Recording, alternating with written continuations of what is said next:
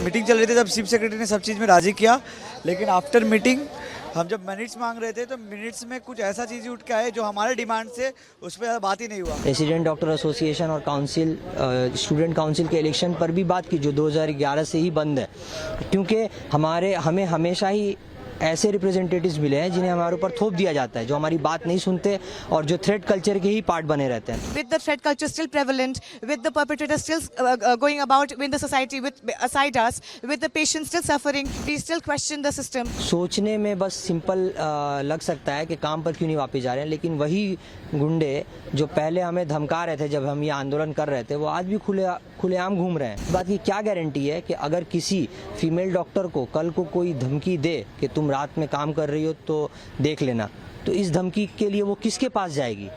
ये तो अभी भी इसका आंसर नहीं है। For 41 days counting, we have been on the streets demanding for basic human rights, demanding for justice.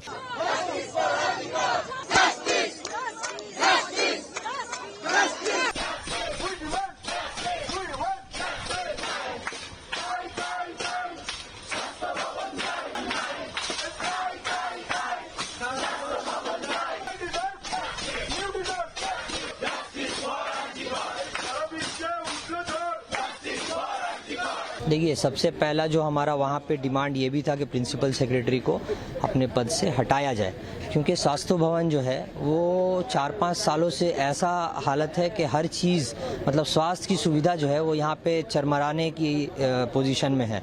तो हमारा पहला ये डिमांड था, जिसे ये कहा गया कि वो उस पर बात नहीं होगी, वो नहीं माना जाएगा।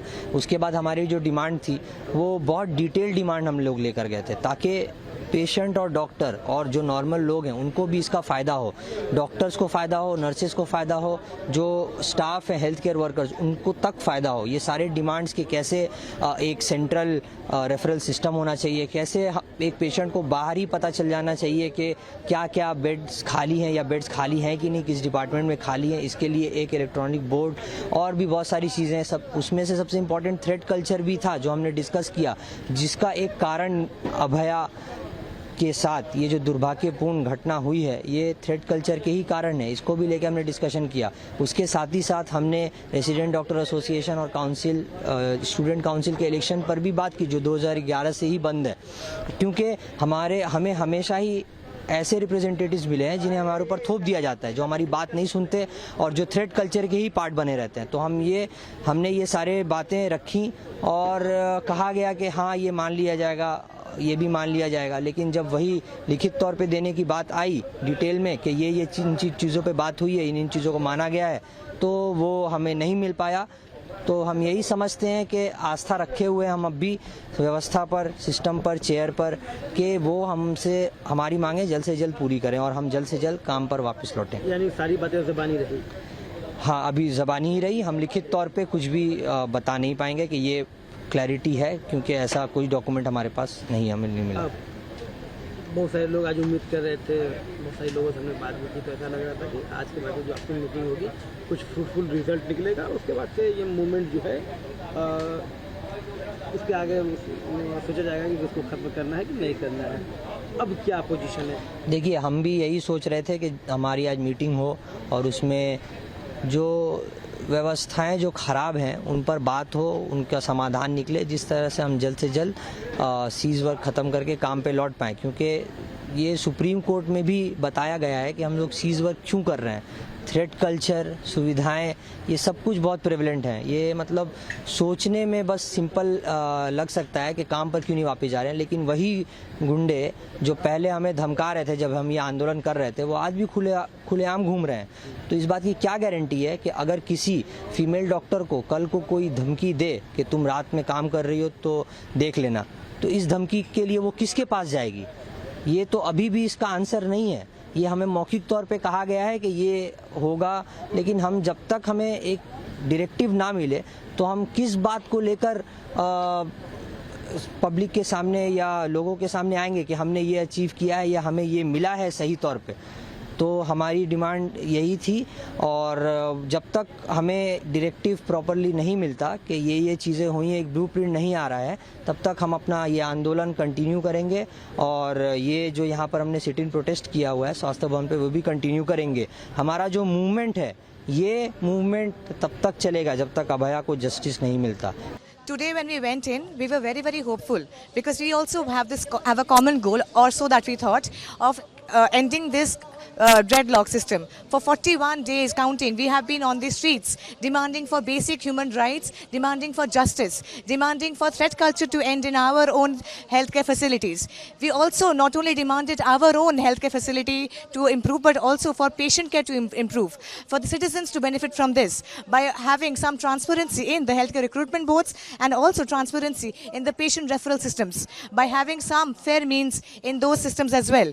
We were told that whatever points that we are making, they are very, very valid, and we were given assurances verbally. But when we asked for a minutes of meeting, we were told that we need to email them whatever our needs are, and based on that, they will later on verify those the pointers, and then maybe circle back to us with certain central directives. We are very hopeless. We right now feel very hopeless. We want to resume work, but with the threat culture still prevalent, with the perpetrators still going about in the society aside us, with the patients still suffering because of a non-transparent referral system, we still question the system. We still are very, very not satisfied with what happened today.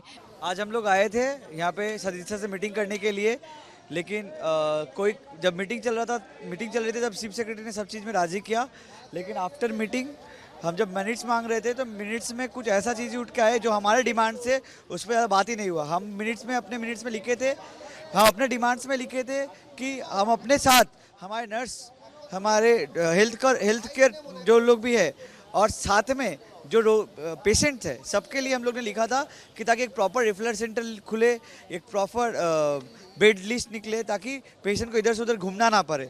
लेकिन इसके बाद भी उन्होंने इस सब focus नहीं किया। जो चीज़ हमें सबसे ज़्यादा डर था, जो हमारे डिमांड 5 में थ्रेट कल्चर, उसके बारे में आज उन्होंने कुछ लिखने से मना किया है। उन्होंने बोला हमें डायरेक्टिव दीजिए, हमें मेल कीजिए, हम डायरेक्टिव देंगे। अगर मेल करके नहीं था तो हम लोग मेल करके आते, मीटिंग करने का कोई ये नहीं था। लेकिन ठीक है, मीटिंग की है हम लोग ने, कोई विदाउट ट्रांसपेरेंसी का हम लोग बोले कि ठीक है, हम लोग ट्रस्ट करके मीटिंग भी किया आज, लेकिन जो हम लोग को चाहिए था वो हम लोग को रिटर्न में नहीं मिला। ये रिटर्न में ना मिलने मिनट्स हम लोग को चाहिए था, जिस हिसाब से हम लोग जो डिमांड रखे थे, वो डिमांड शायद उस हिसाब से उन्होंने लिख के दे नहीं पाया, क्योंकि उनको हायर अथॉरिटी में जवाब देना पड़ता है। इसके बाद हम लोग ने इसी अनुसार मीटिंग ख़त्म किया। उनके मिनट में हम लोग ने साइन नहीं किया, हमारा डिमांड हमने सबमिट करके आया है। इसके हिसाब उन्होंने बोला है कि वो डायरेक्टिव निकालेंगे। हम लोग डायरेक्टिव निकलने तक का वेट करते हैं, लेकिन इस डायरेक्टिव निकलने तक हम लोग जो भी चल रहा था वैसे तरह हमारा अवस्था चलेगा, प्रोटेस्ट जारी रहेगा, क्योंकि हम थोड़े हताश है इस मीटिंग के बाद।